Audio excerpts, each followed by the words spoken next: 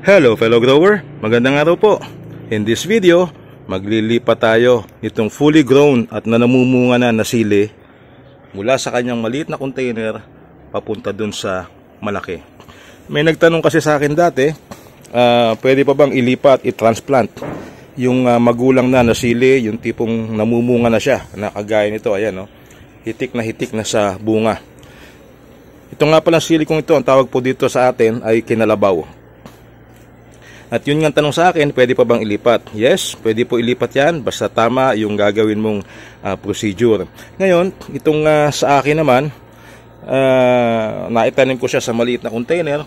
Kasi nga, nung time na naglilipat ako, kinulang ako ng malalaki. Yung mga malalaking container, ayun, nagamit ko dun sa iba. Yan. At makikita mo dito yung diferensya pagka maliit na container at pagka medyo malaki. So ayan, nakita mo dito yung mga kasabayan niya, galing sa isang batch lang ng seedling sila. At itong nakarating tanim sa maliit na container, gaya na nakikita mo ay maliit siya, mababa kumpara doon sa mga nakatanim sa malalaking container. Ayan, na namumunga na rin pareho niya.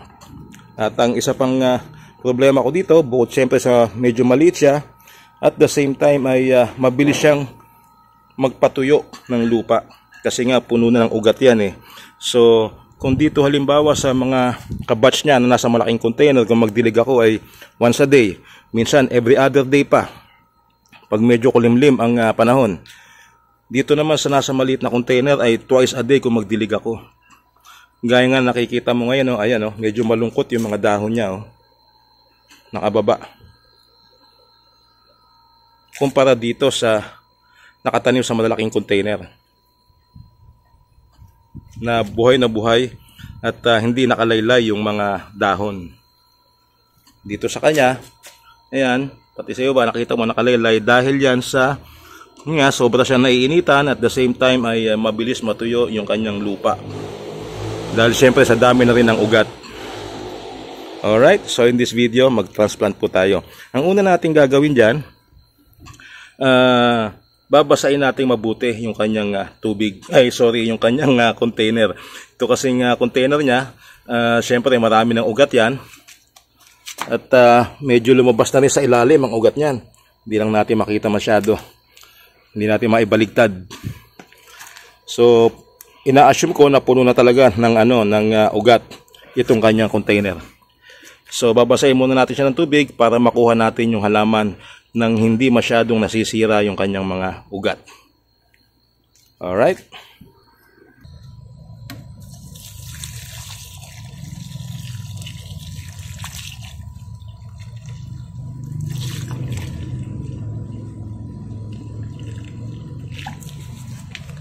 Paagusin lang natin hanggang sa ilalim yung tubig. Ayan, umaagos na yung kanyang tubig sa ilalim. Isa pang mapapansin mo, pagka ganito na maugat na yung tanim na nasa container, pagka diniligan mo yan, medyo matagal bababa yung tubig. Kasi nga, puro ugat na yung kanyang container. Alright, napababa na natin yung tubig. Pwede na natin siyang bunutin. Pero bago yon ay medyo tapikin lang natin para kung nakadikit pa yung ugat na sa gilid ay humiwalay.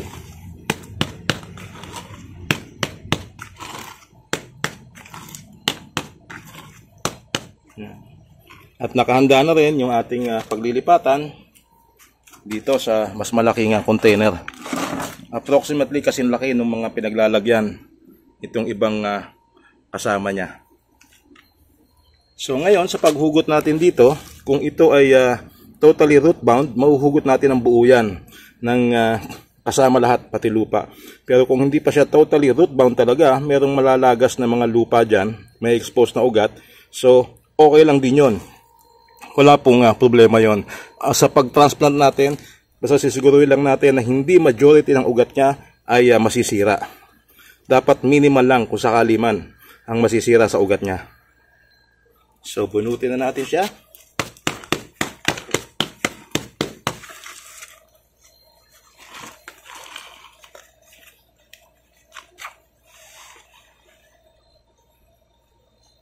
Yan. Alright, meron natanggal dito sa banda rito, oh, ng lupa. Okay lang din yan. Karamihan ng ugat niya, intact pa rin. At ilipat na natin dito. Yan.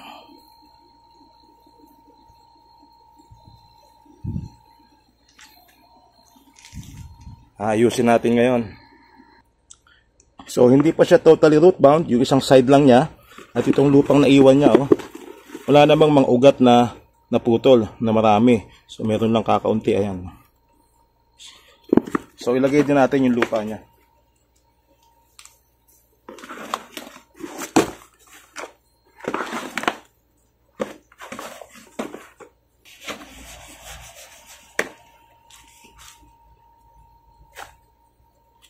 Kuha tayo ng mas malaking panalo.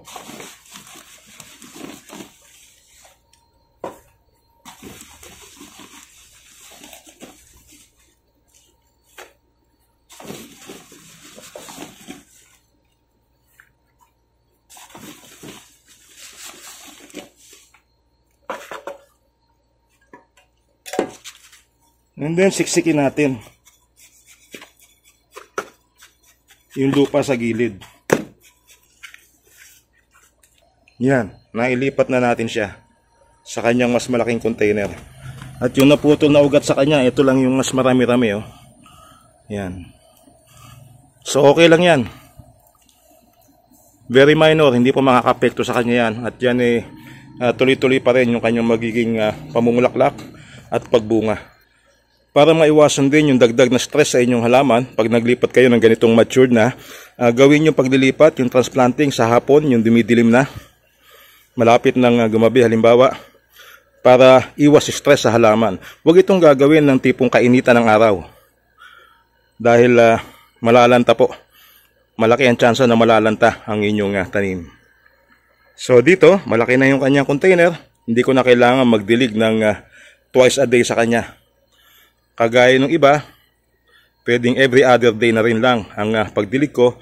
At makakatulong pa ito ngayon, yung malaking container niya, para mas tumaas pa, mas dumami pa yung mga sanga, pati mga bunga nitong aking tanim na sili.